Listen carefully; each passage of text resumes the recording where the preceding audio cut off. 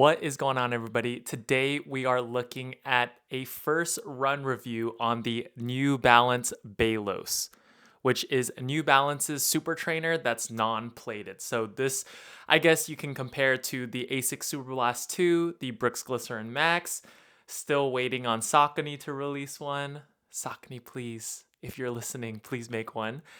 And Nike's Pegasus Premium, which is going to release, I think, next February in 2025. That one, I think, is going to be a little bit over $200, but full length soon.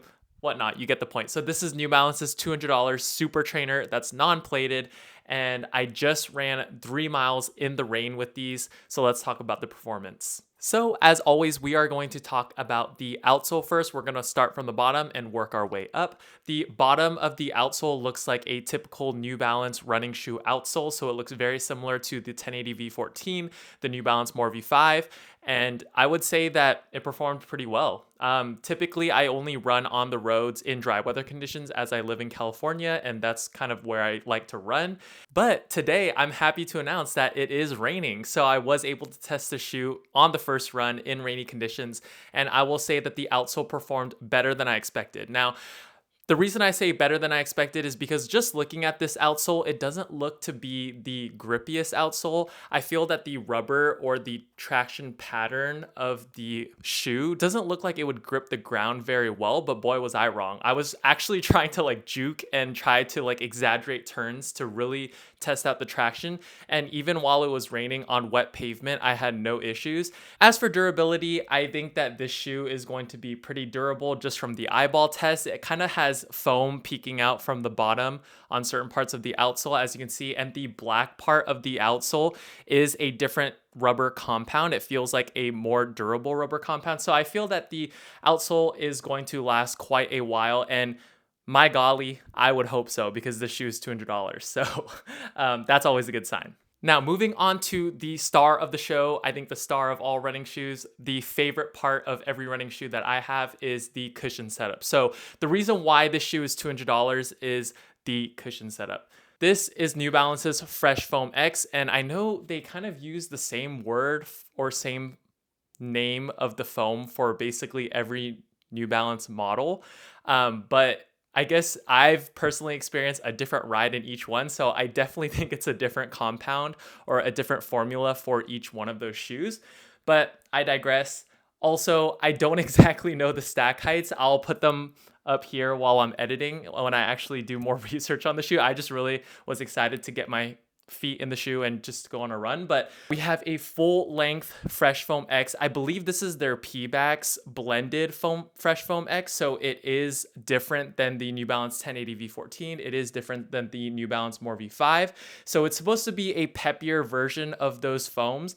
And I guess from first impressions, the first run, and also trying them on. When I tried them on, don't get me wrong, extremely comfortable, a little bit more bouncy than the 1080 V14 and the New Balance More V5. I actually wore both of those pairs while I was wearing this pair as well, just to compare the two. They definitely felt bouncier from an initial try on. Now, when I actually started running in the shoe, I kind of don't want to use the word disappointed when it comes to the cushion setup on the shoe, but I think I'm allowed to when you're spending $200 for a super trainer that's supposed to compete, with a lot of plated shoes or premium running shoes on the market. But I felt that the cushion setup wasn't anything too special. In my opinion, I wish they put this setup on the 1080 V14 because I just felt that the 1080 V14's cushion was a little bit lackluster. It was very comfortable for walking and slower runs, but when I started to pick up the pace, I think since I am a heavier guy at 200 pounds, that's where I felt the forefoot was lacking a little bit of cushion and lacking a little bit of pep. I think the 1080 V14 just kind of sunk down a little bit and didn't give much response. The Balos, however, did give a touch of response, but I still got that ground feeling under my forefoot that I feel for $200 I shouldn't really be feeling. I don't know if that's an unrealistic expectation, but I think that even if I were to feel a little bit of ground feel, I would have loved to feel a little bit more bounce or responsiveness from the forefoot in the Balos, because I think for a premium price tag of $200, people are looking at this shoe to do everything in. Same with the Brooks Glycerin Max, same with the ASICS Super Blast 2. Now, you can debate that the Brooks Glycerin Max is more of like a recovery day shoe or a shoe that you wouldn't really take for speed workouts. But in my opinion, as a bigger runner, I think that I can still run fast in that shoe. Now, for this shoe, I think that the cushion setup is still very comfortable. Don't get me wrong, but I just can't justify that $200 price point for that cushion setup. I think that I'm going to have to put either a little bit more miles in the shoe if I decide to keep these, or if I decide to return them. I'm not exactly sure at the moment, because maybe the foam needs a little bit breaking in. But long story short, I think that the cushion setup is okay. I think for the price point, it's a little bit overpriced, or I don't think you're getting the best value for $200. But if you want a lower to the ground feeling than the Super Blast 2, then the Glycerin Max, then these maybe could be an option. Again, I didn't get the most responsiveness from the midsole, but I did feel that the impact protection was there and there was good ground feel. So as for my 3-mile run, my little 3-mile run in this shoe, I felt that when I was running slow, the shoe was very comfortable. And as I started to pick up the pace, that's where I felt that the forefoot compressed a little bit too much and I felt a little bit too much ground feel, and I didn't get as much response as I was hoping for. Now, moving on to the upper of the New Balance Balos. Now, this part, I don't have a lot of complaints. I think that New Balance has been killing it with the uppers. The 1080 V14, the New Balance More V5, the shoes that I currently have, the uppers are fantastic. And this is no different. This upper is very, very comfortable. It has a knit gusseted tongue that really hugs your foot. It has these weird hole cutouts that I always talk about but don't know the names of that really lock in your heel. And then this upper is lighter and more breathable than both the 1080 V14 and the New Balance More V5. What does that make? One of the best uppers on the market. So kudos to New Balance for getting the upper right. It's super light. It's very breathable.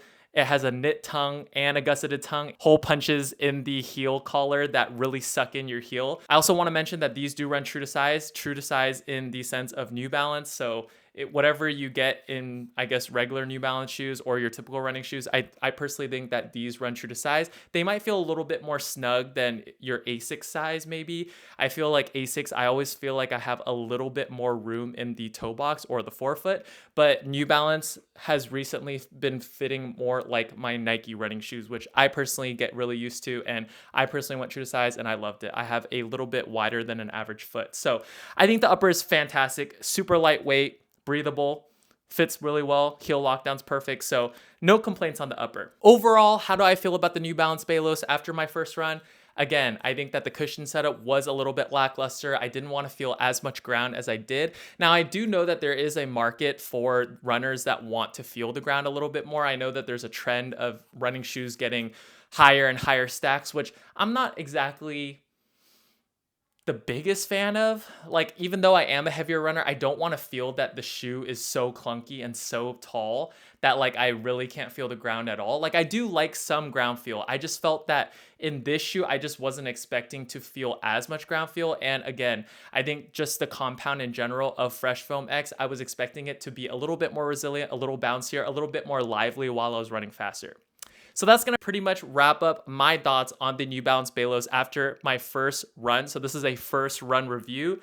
Remember that I have not fully reviewed the shoe. This is not by any means my final thoughts, and I'm still debating in my head whether or not I want to keep the shoe, just because it is $200. It is a lot of money to be paying for a shoe, and personally for me, like if I'm spending that much money on a shoe, I really want to love the shoe. I don't want to justify it in my head like, it's like not bad, it's pretty good. So I'm still thinking about it. We'll see, but that's pretty much my first run review on the New Balance Balos. If you guys have a pair or have any thoughts on the shoe, please let me know in the comment section down below. I'll be sure to read them and respond to them.